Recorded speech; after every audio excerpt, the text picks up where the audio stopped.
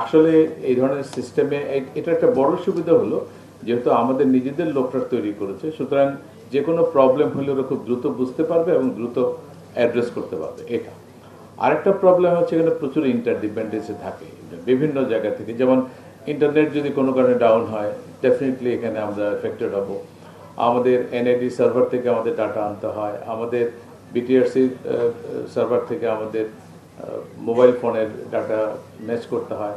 ফলে ইন্টারডিপেন্ডেন্সি থাকার কারণে কোনো একটা জায়গায় সমস্যা হলে এটা হয়।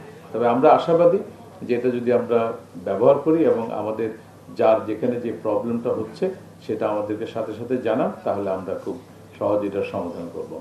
এবং আমরা ব্যাপক ট্রেনিংয়ের ব্যবস্থা করেছি। আমরা আপনারা দেখেছেন যে এবং ব্যাপক সাড়াও পেয়েছি। আমরা গত সপ্তাহে আহ্বান জানিয়েছি যারা ট্রেনিংয়ে ইন্টারেস্টেড, 2 গ্রুপ থেকে প্রায় 10-12 হাজার অলরেডি রেজিস্ট্রেশন হয়ে গেছে।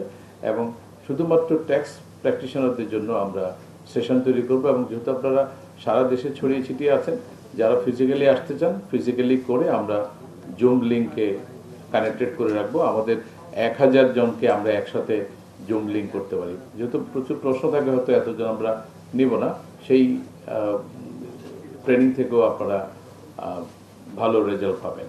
আর ট্যাক্স প্র্যাকটিশনারদের জন্য এটা একটা বিরাট সুযোগ যে আপনার নিজস্ব একটা ডাটাবেজ এখানে তৈরি হয়ে যাচ্ছে।